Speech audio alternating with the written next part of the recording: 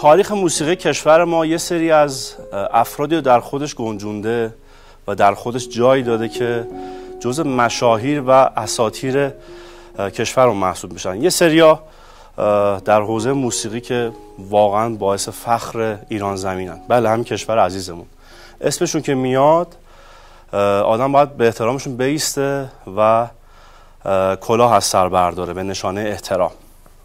مهمان امشب ما در تهران دوست داشتنی حدود یک قرن تجربه کرده، خانواده کاملا هنری و کلا اهل موسیقی کنارشون هست و امشب یک از شب‌هایی هست که من مجید بهرمند افتخارم این هست که میزبان چنین عزیزی باشم و حتما افتخار بر بچه‌های خوب تهران دوست داشتنی. مهمان عزیز امشبمون قرار هست بگه که پیرهن صورتی رو برای کی به ارمغان آورده و به کی هدیه داده.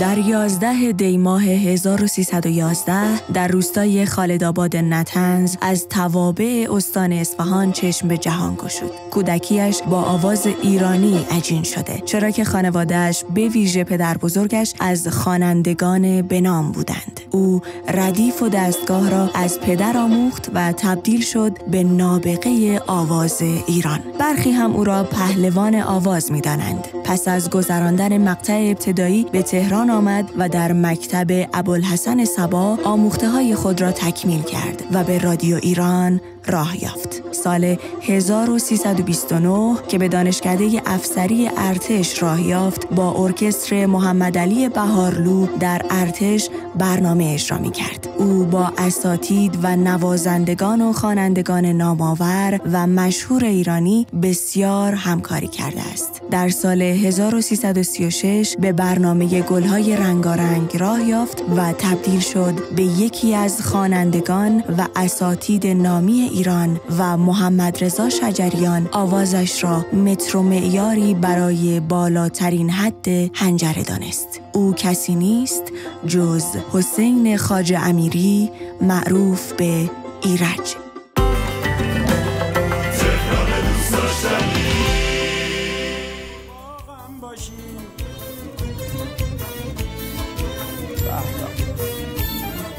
من یه خونه تنگ و تاریکم، کاش که تو بیای کنارم باشی. به به بچه صدا بیشتر. هر جا که باشم، هر چی که باشم، تو باید باشی. تو زنده باشم، میمیرم اگه از تو جدا شم، میمیرم اگه با تو نباشم. اگه تاریکم، اگه روشنم، اگه پاییزم، اگه بهارم. تو رو دوست دارم، تو رو دوست دارم، تو رو دوست دارم، تو رو دوست دارم، تو رو دوست دارم، تو رو دوست دارم. به به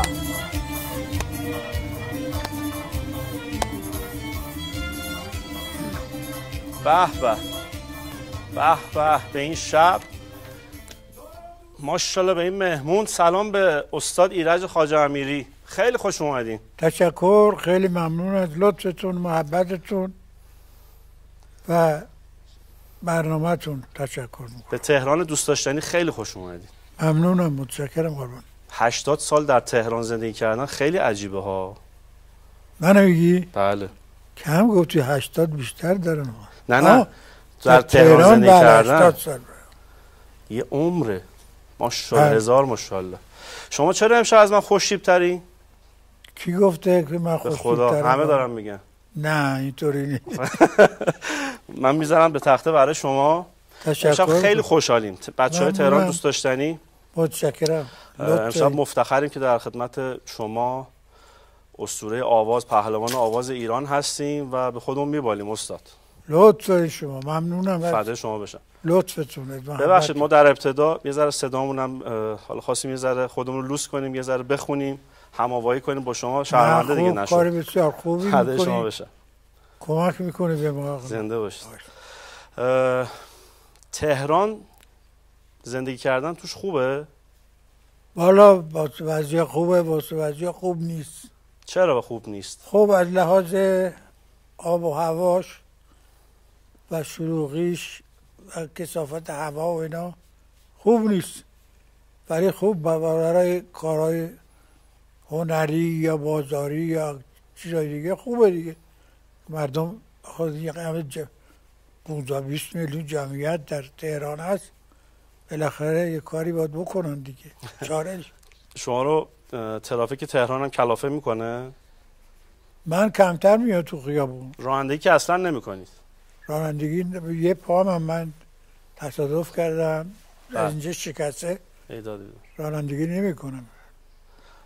در صورتی که من افسر نیروی انتظامی بودم. بله جناب سرهنگ مخلصی. پلیس راه بودم بله، ولی خوب خودم دیگه نمیتونم رانندگی کنم. شما پای یک هم دارین گواهی نامه؟ بله من خودم گواهی نامه. بله پای یک یعنی کامیون هم میرونید؟ اتوبوس؟ بله. آفرین ماشاءالله به شما. نه خوب من از اولش افسر پلیس راه بودم، یعنی با نیروی انتظامی فرق داشت کار ما. جناب سرهنگ شما پشت رول میشستین یا الان اتوبوس میگید که میروندید؟ بله.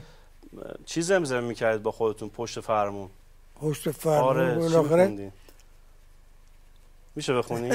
فکر کنید الان مثلا پشت رول نشستین اتوبوس یا کامیون، چون اصولا راننده ها اهل دلن. توی ماشینی ولی شاد و غزل خون میرویم، دست جمعیمون به سوی شهر تهران میرویم، هرچه پیش آید خوش آید گرچه مجنون میرویم، بازم دست جمعیمون به سوی شهر تهران میرویم. آخ برم راننده رو اون کلاج و دنده رو. من نمیشنم سینم چرا دست میزنیم به افتخار شما. ماشاءالله این صدای حی و حاضر ماشاءالله. عرض به حضورتون که کراوات، دستمال گردن یا هیچ کدام؟ برای چی؟ کدومش به شما بیشتر میاد خودتون دوست دارید؟ کراوات ببندین، دستمال گردن یا اصلا هیچ کدوم؟ نظامی هم بودم خب مجبورم باید کراوات میزدم، افسر بودم. الان چرا نزدین؟ البته که خب خوشتیپین ماشاءالله از کراوات زیاد خوشم نمیاد. خب کلکسیون کلاه دارید شما درسته؟ تقریبا. چند تا کلاه دارین؟ میدونین حدود چند تا؟ 5 تا. 5 تا کلا؟ بله. ولی بیشتره ها. نکش. آها من خواستم این خنده شما رو ببینم. شنیدیم یعنی به ما تقلب رسوندن که شما خیلی خوشخنده و خیلی خوش اخلاقید. کی گفته؟ همه میگن. ببین به همین خلاصه لطف دارین شما، ممنونم. سادگی ما داریم میبینیم به همین شیکی. یه سریا میگفتن استاد خواجه امیری بیرون شاید مثلا خودشو بگیره ولی اینطور نیست. شما خوشخنده، خوشرو، ماشاءالله هزار ماشاءالله. ما که انرژی گرفتیم. تشکر میکنم از لطف و محبتتون. فدای شما. ولی خب چی میشه کرد دیگه، با مردم باید ساخت دیگه، زندگی میکنیم. شما رو که میبینیم طبیعتاً مثل که نمیبینی. نه اختیار دارید. یاد گذشته ها میفتیم اون فیلم فارسی ها که خب خیلی از چهره های تاپ هنری من تمام فیلم های فارسی قدیم رو بدون استثنا میگم، همه رو من آواز خوندم و هنوز تو خاطرات هست. بله دیگه. تصریفا من در روز 2000 تا آهنگ خوندم در فیلم های فارسی در قدیم. یه سری هم ترانه های شما رو لبخونی میکردن در فیلم فارسی ها. شاخص‌تریناشون کدوم بودن؟ شما حضور ذهن دارین؟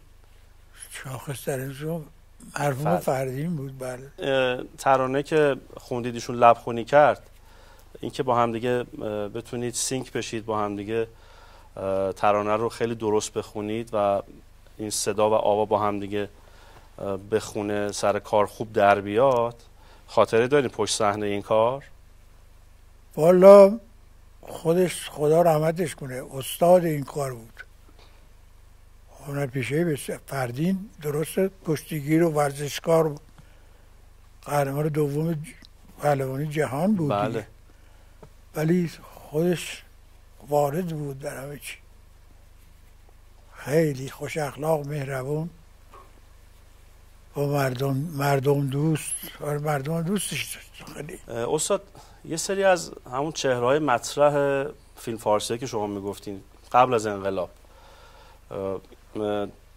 سالهای پیش هم در کشور ما بودن، خب یه سریشون هم متاسفانه از میان ما رفتن و یه سری از خواننده‌ها و بازیگرا مهاجرت کردن و دیگه در ایران نیستن. تو این چند وقت اخیر یه سری گفتن که دوست دارن برگردن بیان به وطن خودشون. خب چطور شده؟ نظر شما چیه؟ برگردن اینجا ایران خوبه نیست؟ That's nobody's like home. یعنی هیچ جا بهتر از وطن و خانواده نیست. یعنی الان آقای مثلا بهروز وثوق، آقای معین خواننده، بیشتر با کیا دوست بودین شما الان که ایران نیستن الان؟ که با همشون با دوست بودن دیگه. یعنی کارشون با من بود، برای فیلم های فارسی و کارهای دیگه و من مجبور بودم جاشون بخونم. ولی خب الان تقریبا بعد به هم خورده و نیستن بیشترشون. بیشتر با کی صمیمی بودین؟ جان؟ بیشتر با کدومشون صمیمی تر بودید؟ آقا مرحوم فردین بود دیگه. بیشتر با آقای فردین بود. الان پس اونایی که شاید دوست دارن و دلشون در ایران، یعنی دوست دارن برگردن، شما میگید که برگردن و میتونن. بله، عرض کردم من افسر نیروی انتظامی بودم در گذشته، 1 سال و نیم تو ارتش آمریکا خدمت کردم، سرهنگی من اونجا گرفتم. حضور شما عرض کنم اینا هیچ وقت مثلا 1 سال و نیم تو ارتش آمریکا بودم از طرف دولت ایران. هر کاری میکردن دیگه به غیر از ایران هیچ جا رو دوست نداشتم و میگفتم برمیگردم ایران. و به خاطر همین اصلا شما مهاجرت نکردین؟ چرا بودم 1 سال نیم عرض کردم که تو ارتش آمریکا بودم. این عکس رو میشه ببینید؟ سختتون نیست؟ ببینم. به به. آره. چقدر خوشتیپ، چقدر آقا، چقدر خوشگل. یاد ایام جوانی و غزلخوانی و عشق. به به. که صبا مژده وصل تو به من داد به خیر. یاد اون قصر بلندی که به صد خون جیگر من بنا کردم و کندی تو ز بنیاد به خیر. الان بخواید برای این عکس آواز بخونید چی میخونید؟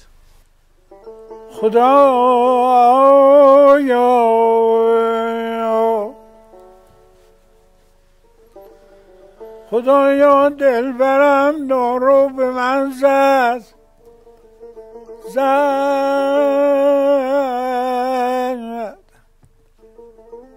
خدایا دلبرم دارو به من زد شرف سارش کن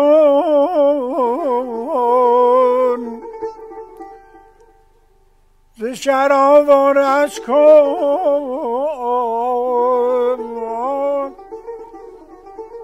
توی غربت سازگارش کن امان وای وای جان آی جانم. به به به به، ماشاءالله به شما، ماشاءالله. الان به یه سری خواننده ها میگیم که زنده بخون، میگن که صدامون آماده نیست و باید زودتر میگفتید و آب جوشی بخوریم و یه تقلب میرسونید به ما، به بینندگان. چی رمز ماندگاری در 94 سالگی استاد خواجه امیری چیه؟ چطور خوب زندگی کرده؟ خوب سلامت تقریبا زندگی کردم، یعنی کارهایی که دیگران مثلا هنرمندا میکنن اینا من نکردم. مثلا چه کار؟ آلودگی، اولا سیگار نکشیدم، مشروب نخوردم هیچ وقت.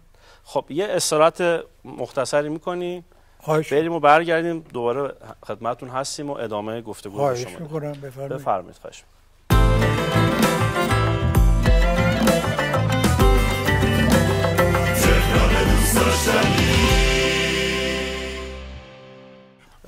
شما اگه الان تو یکی از محلات تهران با خودتون دارید آواز میخونید، کجا چهچه میزنید، آواز بلند میخونید؟ جاهایی که منظره خوبی باشه آدم خونش میاد به قول معروف و میخونه. بیشتر مثلا کجای تهران؟ شمال شهر، جنوب شهر؟ آخه هوای خوب میخواد آواز خوندن.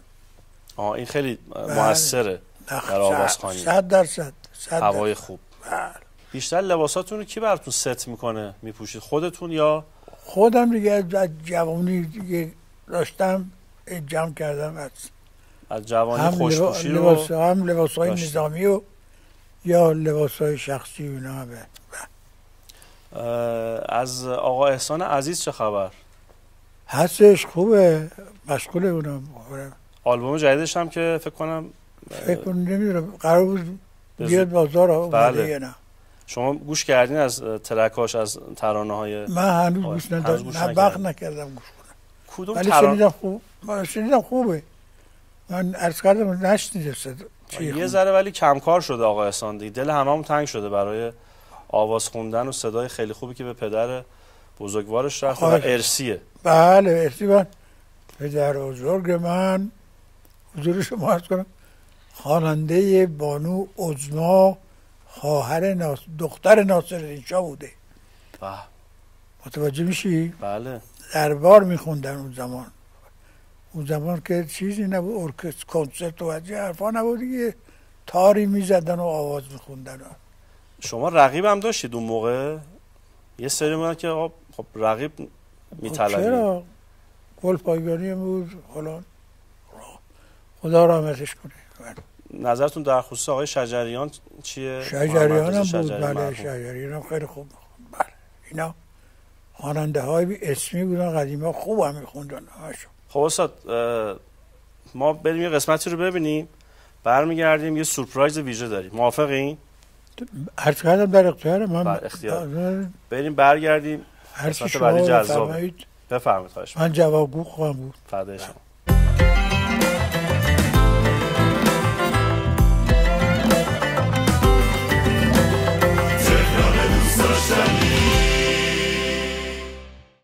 بله همونطور که خدمتون عرض کردیم گفتیم سورپرایز داریم خدمتون و برای اولین بار یک قاب بسیار جذاب و عاشقانه اینجا در تهران دوست داشتنی شکل گرفت. همسر استاد ایرج خواجه امیری، سرکار خانم فرزانه امیمی نژاد اینجا هستن. سلام به شما، خیلی خوش اومدین. با سلام خدمت همه مردم عزیز و دوست داشتنی و مهربون تهران و ایران. بله. و خوشحالم از این که در خدمتشون هستم. ما خیلی زیاد خوشحالیم که امروز تونستیم این قاب بسیار بسیار دوست داشتنی رو داشته باشیم.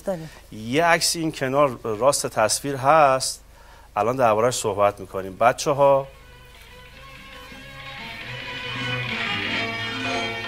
پیرم صورتی دل من آوردی، کشتی تو منو غم نخوردی. استاد نمیخونی؟ نشون بزنی؟ نشون یادته گل سرخی موهات نشوندی، گفتی من میرم الان زودی برمیگردم، گفتی من میام اون وقت باهات همسر میگردم.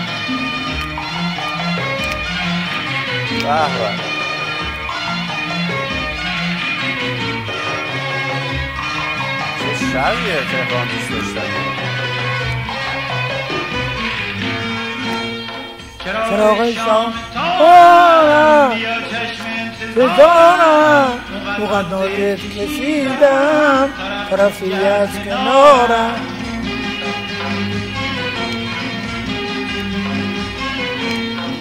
بیا شام تارم بیا چشم انتظارم مقدمات کشیدم طرفی از کنارم. این داستانی داره که باید میگم الان. بله بفهمید. اصلا ما میخوایم ببینیم داستان پیرن صورتی چیه. حضور شما عرض کنم که تازه ایشون دبیرستان میرفت. پیرن صورتی من رفته بودم لبنان و مصر، اونجا برنامه داشتم. در لبنان یه پیرن صورتی برای سوغاتی خریدم، ایشون هم محصل بود. قبل از پیرن صورتی عاشق شده بودین؟ من نه دفتر یکی از دوستان ما که کار هنری انجام میداد اینا، اسمش چی بود؟ آقای مرادخانی. آقای مرادخانی بود، چیز کارهای موسیقی انجام میداد. اونجا من بودم که ایشون مدرسه میره، محصل بود. با خواهرشون خواننده رادیو ایران بود. بله. قدیم خانم فرخنده. ایشون مدرسه میره، من اونجا ایشونو دیدم، خوش اومد. بعدم که رفتم لبنان و مصر اینا، یه پیرن صورتی براش سوغاتی خریده بودم. بعدم آهنگ ساختیم روش، پیرن صورتی دل برا بردی. و دیگه بله کار در اومد. بله کار درست شد. شکل گرفت عاشقانه شما و خانم عمیمی نژاد عزیز. خب شما برامون بگید خانم عمیمی نژاد، از اینکه چطور با یک خواننده مطرح اون زمان تونستید که یک زندگی رو آغاز کنید؟ خب شروعش استاد گفتن، ولی اون عشقی که من نسبت به ایشون داشتم دیگه باعث شد که من هیچی رو نبینم و نشنوم و حس نکنم. در این حد. یه پیرن صورتی؟ نه اصلا قبل از پیرن صورتی بود. آقایشون مدرد خب ایشون صدای خوبی داشت، خودش خیلی هم خوب میخوند. یعنی خونو کشید یه جورایی. بله. من چون عاشق موسیقی بودم، تو خانواده پدریمم، خب خواهرم، پدرم، اینا همه موسیقی، همه و خوش صدا و خوش ساز، همه چی بود.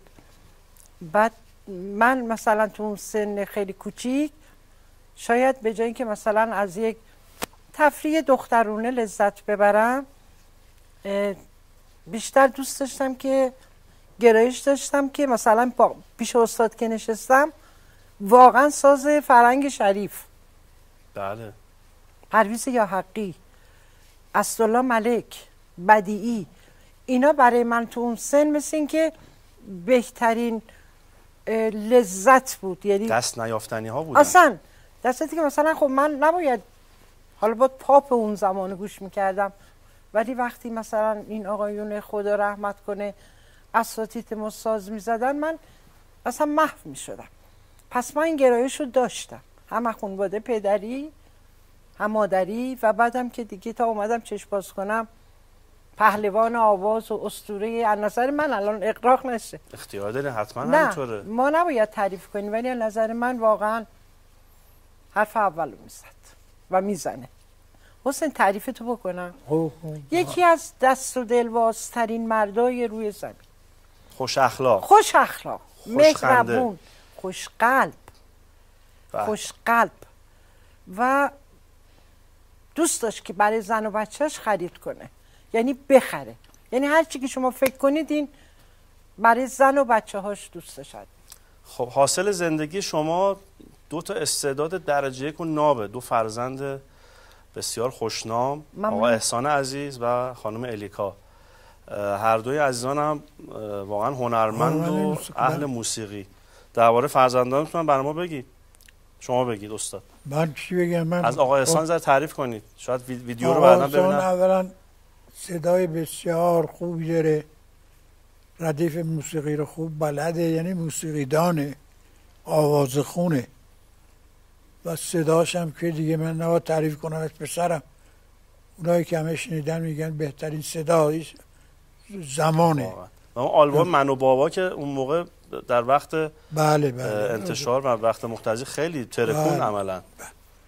چه کار قشنگه. احسان خیلی صداش خوبه، خیلی عالی. خوب شد که من سوال نکردین. چرا؟ قش میکردم براتون تعریف میکردم. چرا بگید خب. اما مادرها کلا سوال کنید. خب مادرها پسری هن بیشتر، پسرها مامانی هن، والا دخترها بابایی هن. میترسن بعد الیکا دعوا میکنه. نه از به الیکا خانم میرسیم. بله من کلا عاشق بچه هام، هر مادری عاشقه. ولی از وقتی احسان خواننده شد، وقتی نبود 7-8 سالش بود، سازو که از خیلی کوچیک‌تر، ولی این صدای مخملیش از نظر من، چرا میگم نظر من؟ چون موسیقی رو میشناسم. بله. زیر و بم موسیقی رو من میدونم، نه تعریف کنم، این تو خون ما بود دیگه، ارثی بود، هم پدری هم مادری هم شوهری. خوب تشخیص میدم که واقعا احسان بی‌نظیر. خیلی صدای خوبی داره. و اگر اینو گوش کنه ببینه همیشه دعوا میکنه، مامان میگم خب مادر واقعیته. مثلا صدای همایون شجریان رو من واقعا دوست دارم، کم کسیه خوب میخونه دیگه. پس صدای خوب رو میگم خوب استاد. خب برسیم به الیکا خانوم. اون که نفس مادرش. الیکا هم هنرمند موسیقیه. الیکا که ماشاءالله ماشاءالله. الیکا درس موسیقی رو خوند، یعنی از بازم سن 4-5 سالگی که من براش پیانو تهیه کرده بودم، پاش به پدال نمیرسید، پاش به پدال پیانو نمیرسید و ماشاءالله بیشالله خدا هر کی داره براش نگه داره. هی نگن تعریف بچه‌امو میکنن. الیکا تحصیل موسیقی رو انجام داد. هر چی که شما فکر کنید ماشاءالله الیکا کارش، بگید آهنگسازی، بگید نواختن، بگید پیانو، بگید نقاشی. آقا احسان کم رنگ شده، یعنی خیلی کمتر حضور داره در عرصه موسیقی و خیلی خیلی دلش برای مردمش میتپه و خیلی دلش میخواد همه چی اوکی باشه. تا شرایط همه چی مهیا نباشه خیلی تمایل ندارن برای اگه من مادرشم که مثلا مامان حالا ببینیم چی میشه، مامان حالا خوبه، کلا انسان تو خودشه، خیلی درونگراست. الان شما کدوم محل ساکنی در تهران؟ ولنجک. ولنجک. خوبه؟ محل خوبیه؟ راضیین؟ والا الیکا اونجا مهد کودک میرفت، ما اونجا بودیم. پس خیلی ساله. کدوم محل رو شما دیگه دوست داری تو تهران؟ حالتون خوب میشه پیاده روی کنید، مثلا استادم با شما من کلا عاشق طبیعت. یعنی شاید تو خونه خیلی از تلویزیون بخوام ببینم بیشتر میرم تو رازبقا، چون با استاد خیلی شکار میرفتیم. خیلی شکار هم هستین؟ من شکارچی درجه گیرم. حالا درجه یکم نبوده ولی درجه چی شکار میکردین؟ کلب حوض، قوچومیش. با چی؟ با آهو، با تفنگ، با ساچمه‌ای؟ تیرکمون هم میزدین؟ اولش با تیرکمون کار میکردم. ماشاءالله. میزدید به هدف یعنی؟ تیرکمون باز بودم اصلا. عجب. نمیخوره به شما؟ چرا؟ خیلی شیطون بودید. استاد آخر گفتگومون میخوام یه عاشقانه برای همسر گرامی بخونید و خداحافظی کنید. بخونه؟ نگاهشون کنید، فکر کنید همون سال تو دبیرستان که پیرن صورتیارم خریدین، دارید میرید خدمت ایشون، یه ترانه یه آوازی میخوایم بخونید دلشو ببرید. ای نگاه را با من مسکین سر یاری نداری، همچون من ای شوخ سیمین تن تو غمخواری نداری، گرچه اسکندر بگردی اشکال نداره. ممنونم از شما بچه، دست بزنید. خواهش می‌کنم. خیلی ممنون. سلفم گرفته. آقا خانم امین نژاد قبوله؟ چی؟ عاشقانشون؟ نه. چرا؟ آخه چیکار به مغولا و اسکندر بود؟ عزیزم شعره. شعر چیه؟ به قول خدا رحمت. نگارا با من مسکین سر یاری نداری. من که همیشه با تو سر یاری داشتم که.